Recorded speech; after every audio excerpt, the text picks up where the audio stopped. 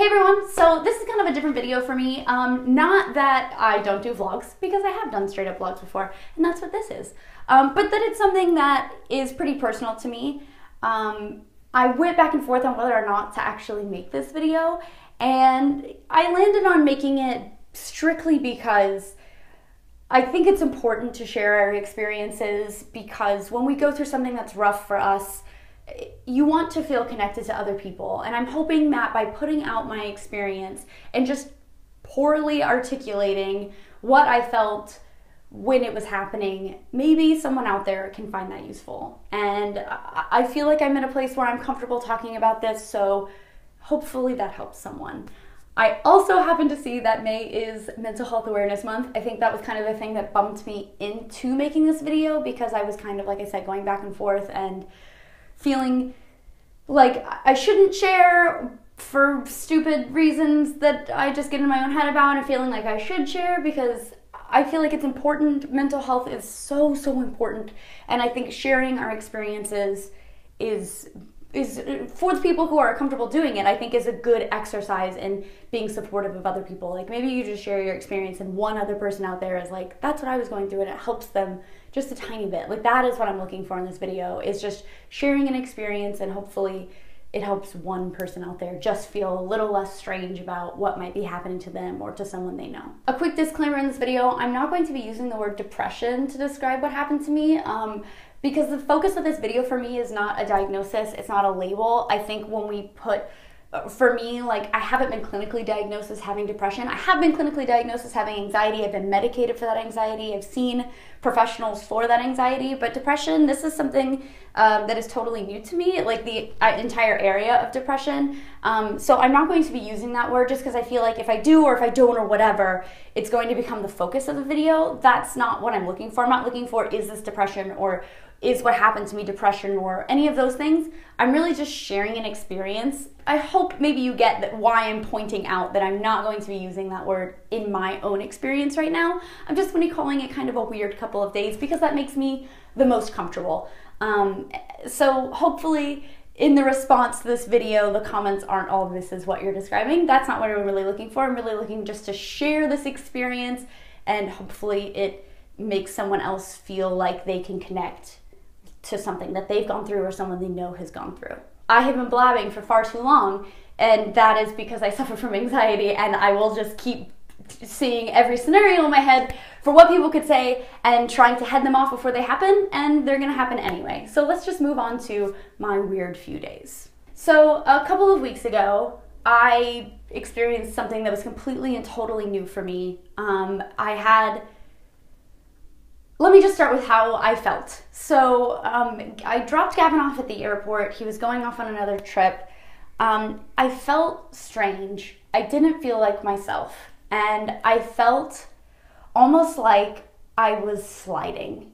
If you've seen the movie Get Out, no spoilers, don't worry. There's a thing in the movie called the sunken place. And again, no spoilers, do not worry about it. The sunken place is a place in someone's mind where they're in kind of a void and they can see what's happening in their life, but it's almost like on a movie screen, and it's like hard to affect any change. And I felt like I was sliding into the sunken place, and it was very strange. I felt weird. I just kept saying I feel weird. And I just felt kind of off. I've said that. I can move on now. I felt off. And so one of the things that I do, I know this isn't healthy, but one of the things that I do whenever I am really happy and I'm trying to reward myself, whenever I've had a bad day, or whenever I feel like my anxiety is creeping up or something is not right with me, my solution to all of those problems is to eat. So I reward myself with food, I feed myself food when I don't feel good, and I try to bribe my happiness with food. So when I feel like I'm not happy, it's like I try to replace my happiness with something that I know I want to eat. Again, I know that that's not healthy, but it is what I do. So I feel like the first thing I noticed was like, it was almost like I couldn't communicate with myself on the inside anymore. Like, there's me, like the logical, rational me, and then there's like the inside me And it was like the lines of communication there were just cut. And so the first thing I tried to do to be like, oh, no panicking, everything's fine. Let's open these lines of communication with our tried and true method. What would you like to eat today? And it was just like that other Meg was just kind of, okay, well, would you like sushi? I know you like sushi. And the other Meg kind of just,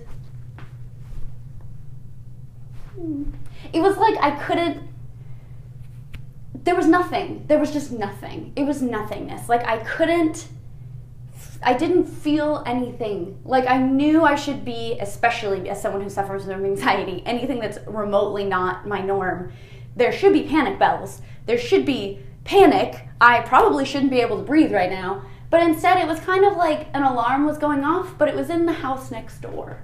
And I just felt sort of floaty and weird and silent, like a blank sheet of paper. And I just floated through my whole day like that. And I guess I thought, like I'll go to bed and let's just write today off. We couldn't figure out what we wanted to eat. We didn't want to do let's just go to bed.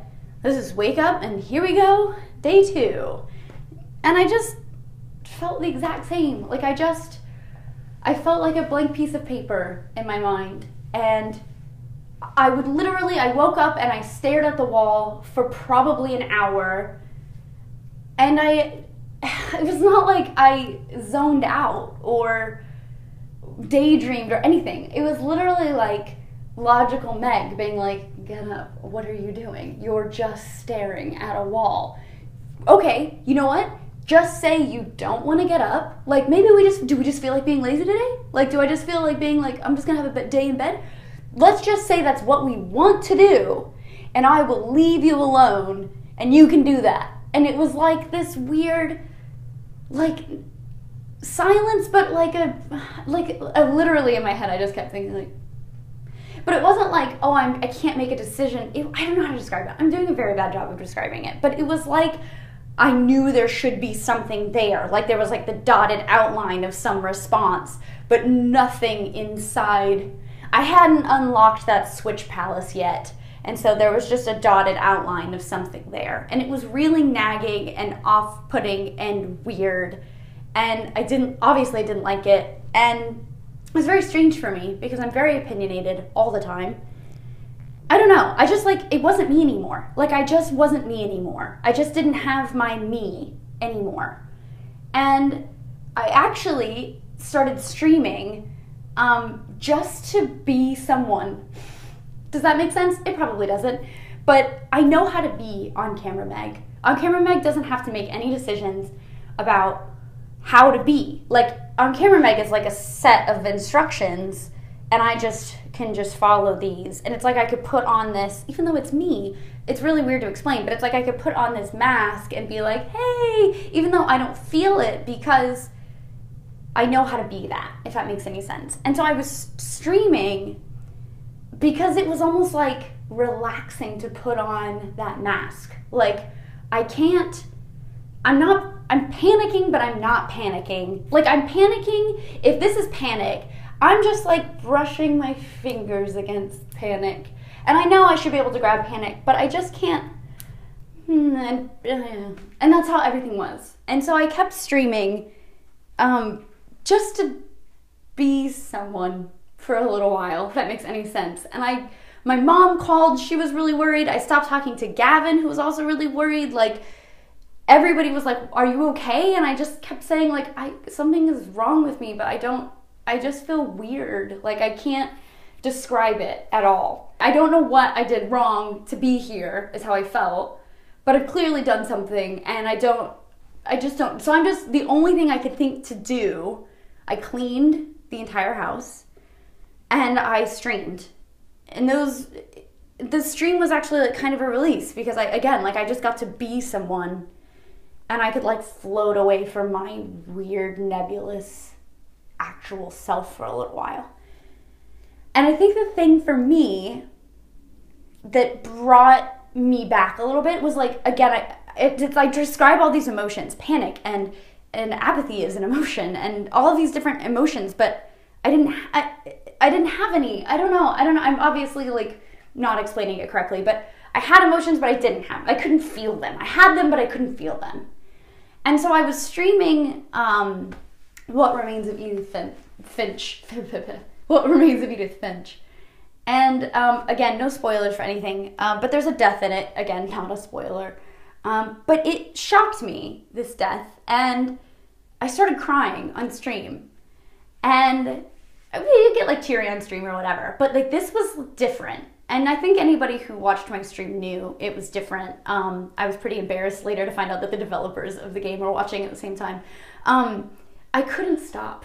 I just started crying, and it was so good to feel anything. And it was like, I don't know why this phrase doesn't make any sense, but it was so loud. Like the emotion was so loud that I couldn't stop myself. I didn't have the capacity to stop myself from crying. So I literally took a moment on stream and like, I'm pretty good, again, at On Camera Meg, I'm pretty good at reining in any emotion, anger or disappointment or anything. I'm pretty good at being like, oh, and like yanking it right back. And this, I just could not. I couldn't get a handle on it. But I almost didn't want to, because like it was something. After like 3 days of silence, there was finally noise, if that makes any sense at all. And I just cried for a little bit, and then I finished the stream, and then it wasn't like, oh, I cried and I felt better. It was just kind of like I cried, and it created a step in a staircase for me to get back into the movie screen of my life. And I share this experience because my poor articulation, hopefully, because I know that I'm not the only person who's ever felt like a blank sheet of paper in the inside, or who hasn't been able to communicate with me, who hasn't been able to connect with me, or, you know, your inner you or whatever. But it was very scary and I'm assuming very off-putting for everyone else in my life, because they felt desperate to help me, and I didn't know how to articulate what was happening to me, and I felt very helpless. And so hopefully this video, as poorly again articulated as it is, can help you or someone you know, just to explain that just because you feel like a blank sheet of paper in that particular time doesn't mean that you're not trying to connect with your inner you. Does that make any sense? I have to stop asking you because you can't answer me. So yeah, that was my weird few days, and I have all sorts of emotions about it, and I feel very grateful that I had so many people that were reaching out to me, and I feel very like I feel not good enough to share this, because I know there are people who struggle with feeling this way for years, and I had this weird few days, and it's so insignificant, but I hope that sharing it I hope the intent of sharing it is good. I know it's good on my end, but I hope it's perceived as being good, and I'm not trying to say, oh, poor me, or oh, this is so hard for me, or my life is so hard. It's just, this is an experience I had. I have a platform where maybe I can help someone else explain to someone else what they're going through, and I will stop disclaimering what I'm doing, because that is part of my anxiety. So I will stop myself, and I will say thank you very much for watching, and I hope that you guys are all good and have a great day. Heart you.